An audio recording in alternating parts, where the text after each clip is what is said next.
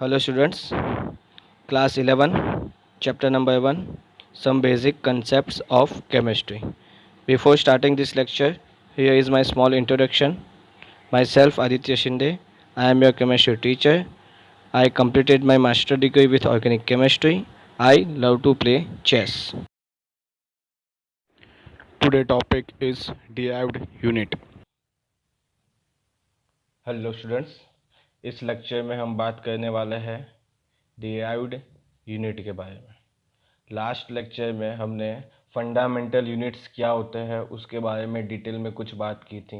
इस लेक्चर में हम बात करेंगे डिराइव्ड यूनिट किसे कहा जाता है। ठीक है, तो डिराइव्ड यूनिट मतलब कि समझो कि एक कोई मैटर की ऐसी प्रॉपर्टी, कोई मैटर होता है, उसकी जो प्रॉपर्टी होती है, उसका जो यूनिट होता है, उस यूनिट को डिराइव्ड करने के लिए हम 7 फंडामेंटल यूनिट्स जो होते हैं, 7 फंडामेंटल यूनिट्स जो होते हैं, उसका हम क्या करते हैं, यूज़ करते हैं।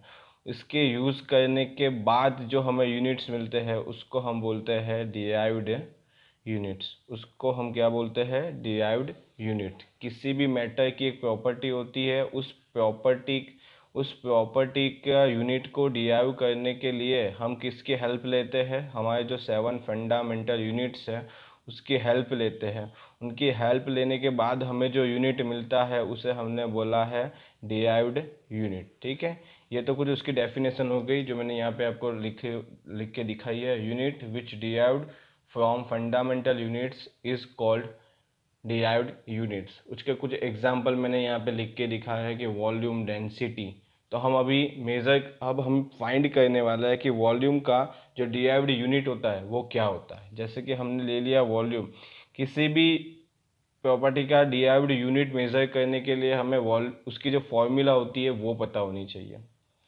वॉल्यूम की जो फॉर्मूला है वो क्या है, length into height into width होती है। Length into height into width होती है। लेंथ हम मीटर में मेजर करते हैं, उसी प्रकार से जो हाइट होती है वो अगर ये मीटर में है तो लेंथ मीटर में है तो हाइट भी मीटर में, और वेट जो है वो भी मीटर में आ जाएगी, विड्थ जो है वो भी मीटर में आ जाएगी।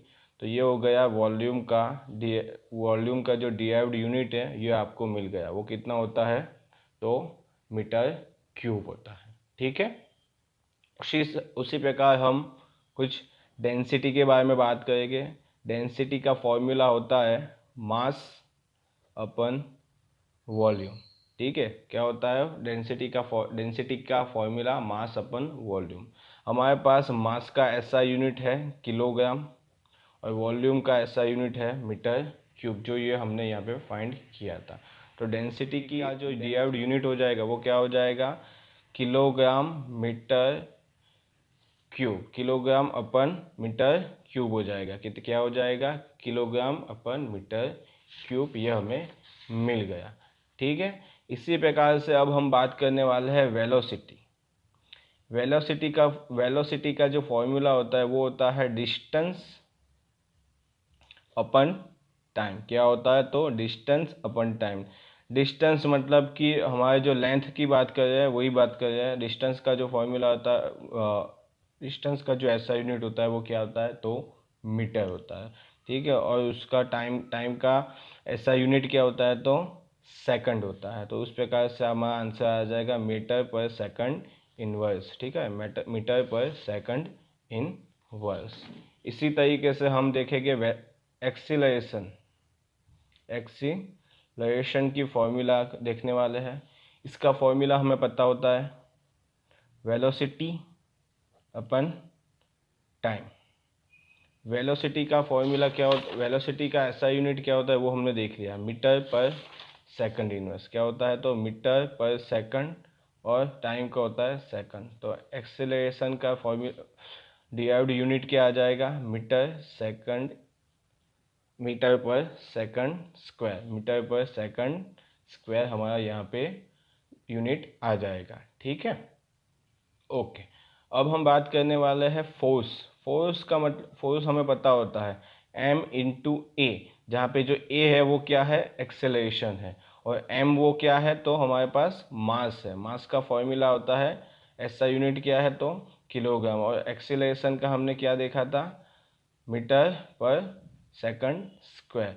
तो आपका फोर्स का यूनिट क्या आ जाएगा, किलोग्राम मीटर पर सेकंड स्क्वायर। ठीक है ना। तो अभी आपको पता चल गया होगा कि डिराइव्ड यूनिट कैसे बोला जाएगा। ये सब जो है उसके फोर्स, ये सब जो होते हैं वो क्या होते हैं, डिराइव्ड यूनिट, जिसके लिए हम किसका यूज़ करते हैं, जो ये हमारा ये किलोग्राम है वो हमारा फंडामेंटल यूनिट है, उसका हमने यूज़ किया है। जो टाइम है वो हमारा फंडामेंटल यूनिट है, बेस यूनिट है, उसका हमने यूज़ किया है। इसी प्रकार जो ये यहाँ पे मीटर है वो भी हमारा फंडामेंटल यूनिट है। ठीक है। तो वॉल्यूम का डिराइव्ड यूनिट मेज़र करने के लिए हमने किसका यूज़ किया, इस फंडामेंटल यूनिट्स का हम क्या करते हैं, यूज़ करते हैं। उनके यूज़ करने के बाद जो हमें यूनिट मिलते हैं उसको हमने बोला था डिराइव्ड यूनिट। ठीक है।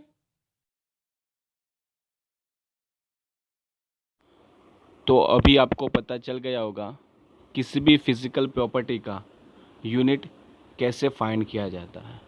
कुछ मैंने आपको फाइंड करके दिखाया है और कुछ है जो आपको खुद से फाइंड करने हैं। यहाँ पे जो आपको इमेज दिख रहा है उसमें फ़िज़िकल जो प्रॉपर्टी है उसका फॉर्मूला भी दिया गया है, उसका यूनिट्स भी दिया गया है और उसके सिंबल भी दिए गए हैं, जिसमें से volume, density, velocity, acceleration and force, इन पांचों के 5 फिज़िकल प्रॉपर्टीज़ का फॉर्मूला क्या होता है वो भी मैंने आपको बताया। उन फॉर्मूला में जो हमारे 7 बेस यूनिट है, ठीक है, उनका ऐसा यूनिट रख के जो फिज़िकल प्रॉपर्टी है उसका यूनिट मैंने फाइंड करके आपको दिखाया है। अभी जो बाकी के फिज़िकल प्रॉपर्टी है उसके फॉर्मूला रख के उसमें 7 बेस यूनिट जो है हमारे, उसका ऐसा यूनिट रखना है आपको और उनके क्या करना है, यूनिट को फाइंड करना है। ठीक है, यह आपको होमवर्क में दिया है मैंने। ओके। ओके, अब हम बात करने वाले हैं कुछ फिजिकल क्वांटिटीज़ के बारे में हम बात करने वाले हैं। सबसे पहले मैंने जो लिया है मास। ठीक है, मास किसे बोला जाएगा, सबसे पहले हम डिस्कशन करने वाले हैं मास की डेफिनेशन क्या होती है। ठीक है ना। तो समझो, मास की डेफिनेशन समझने के लिए मैं आपको दिखाता हूँ कि इस प्रकार कुछ आपको वेट करने के लिए एक मास जो होता है उसका मेजरमेंट करने के लिए हम कुछ इक्विपमेंट यूज़ करते हैं। ठीक है, इस प्रकार का कुछ इक्विपमेंट होता है जिसको हम एनालिटिकल बैलेंस बोलते हैं। क्या बोलते हैं, एनालिटिकल बैलेंस इसको बोला जाता है। इस एनालिटिकल बैलेंस के ऊपर हम एक वॉच ग्लास रखने वाले हैं। क्या रखने वाले हैं, वॉच ग्लास रखेंगे। ठीक है, इस वॉच ग्लास का कुछ मास होगा। उस मास को जैसे ही आप इस वॉच ग्लास को इस यहाँ पे रखोगे तो ये जो एनालिटिकल बैलेंस होगा उसमें कुछ क्या मिलेगा, आपको नंबर्स दिखने वाले हैं। ठीक है, नंबर आपको यहाँ पे एक स्क्रीन होगी वहाँ पे दिखेंगे। उसके बाजू में एक बटन होगा, टैर करके एक बटन होता है, अगर वो आप दबा दोगे तो यहाँ पे जो नंबर्स दिख रहे थे वो क्या हो जाएंगे, ऐसे 0 0 में आ जाएंगे। ठीक है, तो अभी हमारे पास जो है वो 0 0 में हमारे पास यूनिट्स आ गए। अभी हम क्या करेंगे, कोई एक चमची या किसी की मदद से, चम्मच की या किसी की मदद से हम इसके ऊपर कुछ सब्सटेंस को क्या करने वाले हैं, रखने वाले हैं। सब्सटेंस समझ लो, या किसी मैटर को हम क्या करेंगे, इसके ऊपर डाल देंगे। ठीक है ना।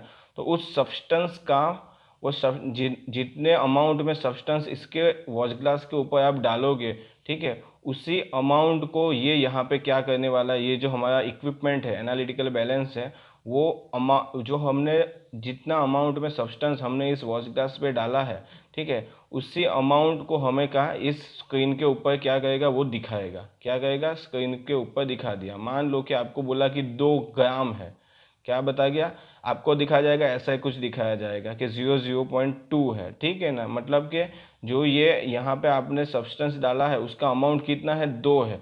बाद में आपने इसका यूनिट कितना रखा है उस हिसाब से यहाँ पे ग्राम, किलोग्राम वो सब लिखा जाता है। तो मास मतलब क्या होता है वो भी आपको पता चल गया होगा कि किसी भी मैटर का अमाउंट जो होता है, किसी भी सब्सटेंस जो है उस सब्सटेंस में मेटल्स होते हैं, उस मेटल्स का जो अमाउंट होता है उसको हम क्या बोलते हैं, तो मास बोला जाता है। मास को मेज़र करने के लिए जो हम इक्विपमेंट यूज़ करते हैं वो होता है एनालिटिकल बैलेंस। अब एनालिटिकल बैलेंस हम बहुत पहले यूज़ करते थे, अभी इलेक्ट्रिकल बैलेंस भी आ गए हैं, उसको भी हम क्या करते हैं, यूज़ करते हैं किसी भी चीज़ का मास को, किसी भी चीज़ के मास को मेज़र करने के लिए। ठीक है, ओके। और एक चीज़, किसी भी सब्सटेंस का जो मास होता है वो क्या होता है, कांस्टेंट होता है। वो क्या होता है, तो कांस्टेंट होता है, ठीक है ना। किसी भी जगह पे आप चले जाओ उसका मास इतना ही मिलेगा। सभी प्लेसेस, जितनी भी अलग अलग जगह पे अगर आप कोई भी सब्सटेंस का अलग अलग जगह पे आप उसका मास का मेज़र करोगे तो वो आपको क्या मिलने वाला है, सेम मिलने वाला है। मतलब वो क्या होता है, कांस्टेंट होता है, ठीक है। जो मास का एसआई यूनिट होता है, मास का जो एसआई यूनिट होता है वो क्या होता है, तो किलोग्राम होता है। मास का एसआई यूनिट क्या होता है, तो वो कितना होता है, किलोग्राम होता है। 1 किलोग्राम इज इक्वल टू 1000 ग्राम होता है। 1 kg इज इक्वल टू 1000 ग्राम होता है। ये भी आपको पता होना चाहिए। 1 kg इज इक्वल टू 1000 ग्राम होता है। ये आपको न्यूमेरिकल जब आप आगे करोगे तब आपको यूज़ करना है, ठीक है। दूसरी एक बात कि हम जो लेबोरेटरी में जितने भी सब्सटेंस का मास मेज़र करते हैं वो नॉर्मली हम ग्राम में करते हैं। क्यों हम ग्राम में करते हैं, तो लेबोरेटरी में जितने भी केमिकल रिएक्शंस करते हैं वो हम क्या करते हैं, बहुत ही स्मॉल स्केल पे करते हैं, ठीक है ना।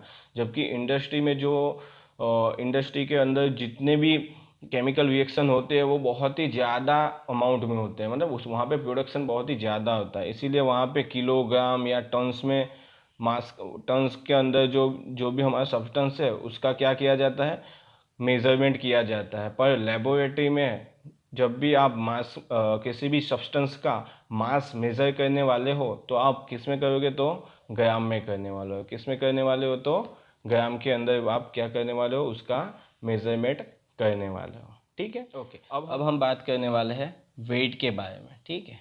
नॉर्मली हमें पता है नॉर्मली हमको इतना ही पता है कि मास और वेट है वो दोनों सेम ही होते हैं। पर यहाँ पे हम देखेंगे कि मास और वेट में बहुत ही कम कुछ छोटा सा कुछ डिफरेंस होता है, ठीक है।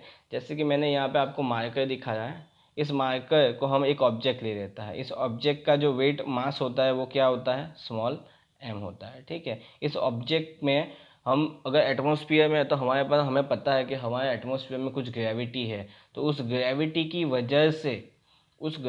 वजह से इस ऑब्जेक्ट के ऊपर कुछ फोर्स लगता है, ठीक है। कुछ फोर्स लगता है, उस फोर्स को हमने जी से रिप्रेजेंट किया है, ग्रेविटी को हमने जी से रिप्रेजेंट किया है, ठीक है ना। तो उस फोर्स को क्या बोला गया है, तो वेट बोला गया है, ठीक है ना। उस फोर्स को क्या बोला गया, वेट बोला गया। वापस एक बार देख लो, ऑब्जेक्ट होता है, ऑब्जेक्ट का एक मास होता है जिसे हमने कैपिटल स्मॉल m से रिप्रेजेंट किया है। उसके बाद इस ऑब्जेक्ट पे कुछ ग्रेविटी लगती है, ठीक है। उस ऑब्जेक्ट के ऊपर कुछ ग्रेविटी लगेगी। उस ग्रेविटी की वजह से जो फोर्स क्रिएट होता है इस ऑब्जेक्ट के ऊपर, उसको हमने बोला है वेट। जो वेट होता है, उस वेट का जो SI यूनिट होता है वो क्या होता है, न्यूटन होता है, जिसको कैपिटल N से हम क्या करने वाले हैं, तो रिप्रेजेंट करने वाले हैं।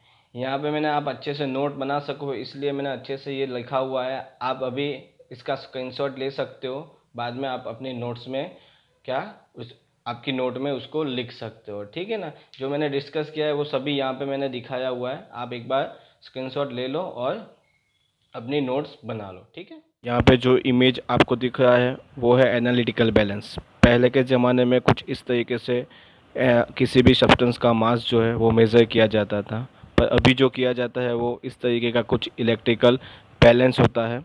किसी भी सब्सटेंस के मास को मेज़र करने के लिए इस तरीके का कुछ एनालिटिकल बैलेंस को यूज़ किया जाता है। अब हम बात करने वाले हैं वॉल्यूम के बारे में। किसके बारे में, तो वॉल्यूम के बारे में, ठीक है। ओके, वॉल्यूम के बारे में मतलब कि ये एक मैटर है। ये जो मैटर है कुछ स्पेस क्या करता है, ऑक्यूपाई करता है, ठीक है ना। ये मैटर जो स्पेस ऑक्यूपाई करता है उसी को क्या बोलते हैं, वॉल्यूम, ठीक है ना। Space occupied by matter is called volume. कोई भी मैटर जो स्पेस ऑक्यूपाई करता है उसको हम क्या बोलते हैं, तो उसका क्या बोलते हैं, तो वॉल्यूम बोलते हैं, ठीक है। ठीक है, वॉल्यूम का जो SI यूनिट होता है वॉल्यूम का जो ऐसा यूनिट होता है तो वो क्या होता है, मीटर क्यूब होता है। वो क्या होता है, मीटर क्यूब होता है। इसके आगे थोड़ी देर पहले हमने इसके बारे में डिस्कशन किया था, ठीक है, ओके। अब लैब के अंदर जो लैब में हम जितनी भी केमिकल रिएक्शन या कुछ भी करते हैं वो क्या करते हैं, बहुत ही स्मॉल स्केल पे करते हैं। इसीलिए वहाँ पे जो यूनिट लिया जाता है वो बहुत ही स्मॉल स्केल वाला यूनिट लिया जाता है, ठीक है ना। इसीलिए अगर वॉल्यूम का लेबोरेटरी में कोई यूनिट होता है, वो क्या लेबोरेटरी में जो हम यूनिट यूज़ करने वाले हैं वो क्या होता है, सेंटीमीटर क्यूब होता है, ठीक है, या तो डेसीमीटर क्यूब होने वाला है। लैब के अंदर हम कौन सा यूनिट यूज़ करने वाले हैं, तो सेंटीमीटर क्यूब या डेसीमीटर क्यूब, ठीक है। आपको पता होना चाहिए 10 centimetre is equal to 1 decimetre होता है। कितना, 10 centimetre is equal to 1 decimetre होता है। उसी प्रकार से 1 centimetre cube is equal to कितना हो जाता है, तो 1 डेसीमीटर क्यूब। ये जो कन्वर्जन मैंने आपको बताया है वो ये आपको याद होना चाहिए। ये आपको जब आप न्यूमेरिकल्स गिनने वाले हो तब आपको बहुत ही यूज़ होने वाला है, ठीक है। उसी प्रकार से और वॉल्यूम का जो यूनिट होता है हम लीटर भी बोलते हैं। किसी भी लिक्विड का जो वॉल्यूम मेज़र करना होता है तो हम उसको किस में करने वाले हैं, तो लीटर के अंदर। लीटर को कैपिटल एल से हम क्या करते हैं, रिप्रेजेंट करते हैं। क्या, कैपिटल एल से हम उसको रिप्रेजेंट करते हैं।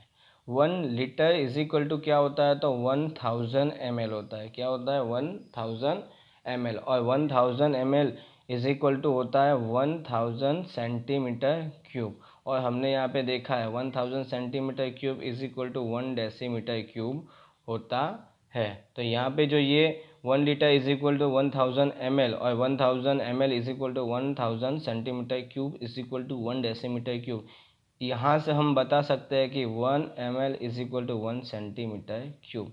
देखो ये कन्वर्जन आपको याद करने हैं, ये आपको पता ही होगा 1 litre is equal to 1000 ml। और इसको याद करने के लिए मैंने पहले ही आपको यहाँ पे ये ऑलरेडी बता दिया है, ठीक है। और 1 ml is equal to 1 centimetre cube कैसे आया, तो यहाँ से हमने देखा है वो कहाँ से आया है। लेबोरेटरी के अंदर किसी भी लिक्विड का वॉल्यूम मेज़र करना है तो हमें इन 4 इंस्ट्रूमेंट का यूज़ करना होता है, ब्यूरेट, पिपेट, ग्रेजुएटेड सिलेंडर और वॉल्यूमेट्रिक फ्लास्क। यहाँ पे मैंने 50 ml का ब्यूरेट आपको दिखाई हुई है, ठीक है। उसी तरीके से दूसरा पिपेट जो 25 ml की है, और थर्ड है ग्रेजुएटेड सिलेंडर। जो ग्रेजुएटेड सिलेंडर में 20, 30, 40 जो लिखा हुआ है उसका मतलब है 10 ml, 20 ml, 30 ml। आपको बोला जाए 30 ml वाटर आपको लेना है तो 30 ml तक आपको वाटर भरना है, तो वो आपका वॉल्यूम मेज़र हो जाएगा कि इतना वॉल्यूम है 30 ml। उसी प्रकार से आपको बोला जाए 1 लीटर का सॉल्यूशन बनाना है तो आपने जो ये वॉल्यूमेट्रिक फ्लास्क देखा हुआ है, इमेज में आपको दिख रहा है, उसी तरीके का एक फ्लास्क लेना है और उसके अंदर सॉल्यूशन बनाना है। वैसे ही 20 to 50 ml का भी इसी तरीके का फ्लास्क आता है जिसकी हेल्प से आप 250 ml का सॉल्यूशन इजीली बना सकते हो, ठीक है।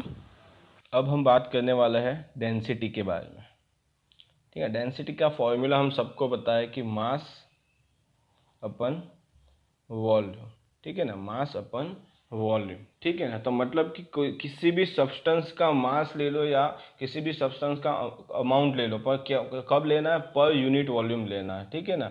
किसी भी सब्सटेंस का आपको कितना सब्सटेंस है वो ले लो, नहीं तो उस सब्सटेंस का मास ले लो, पर वॉल्यूम लेना है, पर यूनिट वॉल्यूम लेना है, ठीक है ना। उसी को हम क्या बोलते हैं, डेंसिटी।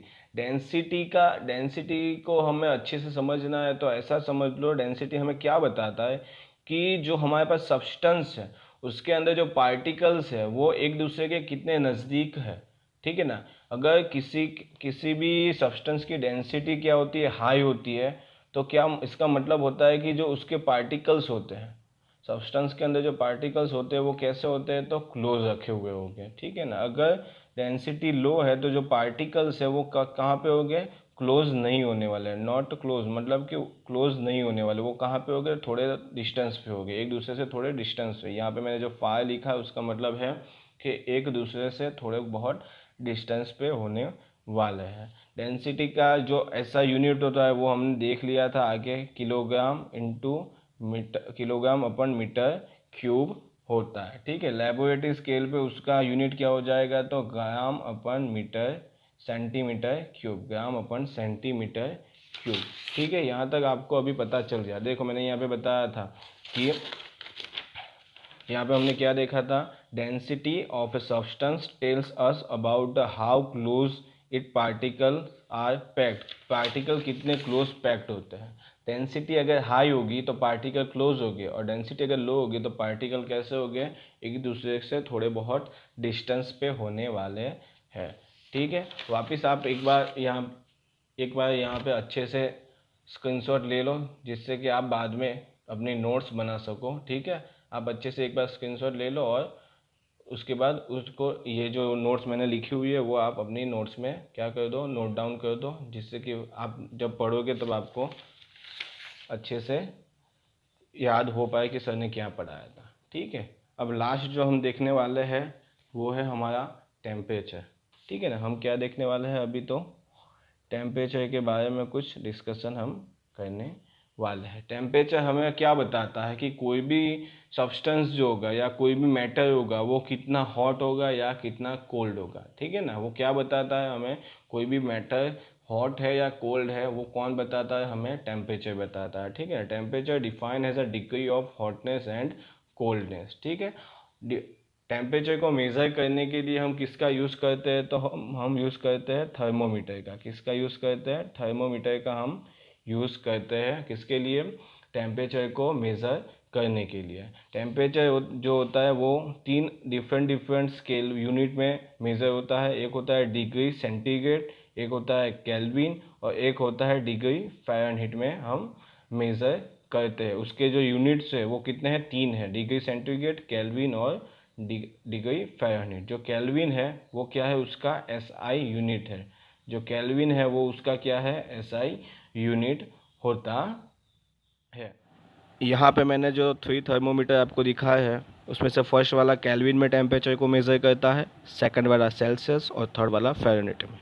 यहाँ पे हमें फ्रीजिंग पॉइंट ऑफ वाटर दिया गया है जो है 0 degree centigrade, boiling point of water दिया गया है 100 degree centigrade, human body temperature दिया गया है 37 डिग्री सेंटीग्रेड, और रूम टेम्परेचर दिया गया है 25 डिग्री सेंटीग्रेड। ठीक है, और 0 डिग्री सेंटीग्रेड को केल्विन में बोला गया है 273.15 केल्विन, मतलब कि freezing point of water kelvin में कितना होता है, 237.15 केल्विन। उसी प्रकार रूम टेम्परेचर होता है 298 केल्विन, ह्यूमन बॉडी का टेम्परेचर होता है 3310 केल्विन, और बॉइलिंग पॉइंट ऑफ वाटर होता है 373 केल्विन।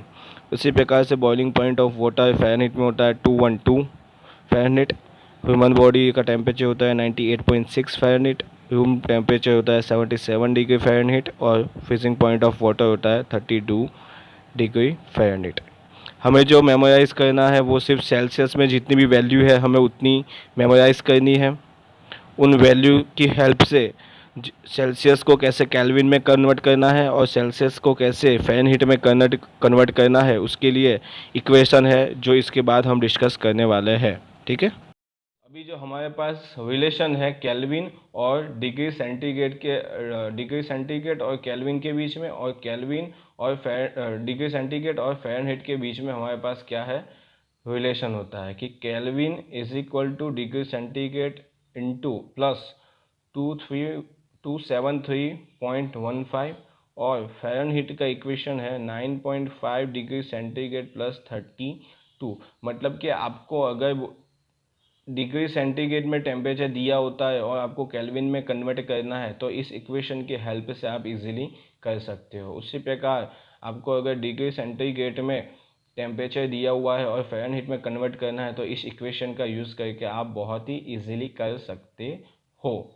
ठीक है ना, नहीं तो आपको, और डिग्री सेंटीग्रेड में दिया हुआ है, ठीक है ना, हाँ चलो आपको फ़ारेनहीट में टेम्परेचर दिया हुआ है, ठीक है, फ़ारेनहीट में टेम्परेचर दिया हुआ है और आपको बोला कि केल्विन में इसका कितना टेम्परेचर होगा, ठीक है, केल्विन में इसकी वैल्यू कितनी होगी। तो आप क्या करोगे, सबसे पहले तो केल्विन, इस इक्वेशन की मदद से डिग्री सेंटीग्रेड में कितना टेम्परेचर, डिग्री सेंटीग्रेड में वैल्यू कितनी आएगी वो मेज़र करोगे, उस वैल्यू को इस इक्वेशन में रखोगे तो आपको केल्विन में कितनी वैल्यू है वो भी पता लग जाएगी। ठीक है ना, ओके।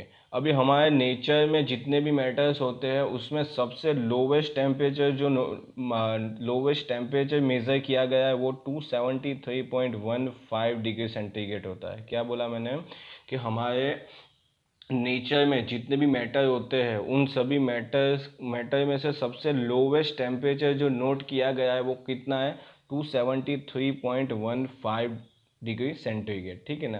अभी इस वैल्यू को अगर मैं यहाँ पे रखता हूँ तो मुझे केल्विन की वैल्यू मिलेगी 0। ठीक है, केल्विन की वैल्यू कितनी मिलेगी 0। इसका मतलब ये हो जाता है कि केल्विन की जो नेगेटिव वैल्यू होती है, केल्विन की नेगेटिव वैल्यू पॉसिबल नहीं है। क्यों नहीं है कि हमने देखा कि कम से कम टेम्परेचर डिग्री सेंटीग्रेड में कितना मेजर किया गया है 273.15। कितना 273.15 डिग्री सेंटीग्रेड। अभी इस वैल्यू को मैं अगर यहाँ पे इस इक्वेशन में रखूँगा तो केल्विन की वैल्यू आ जाती है 0।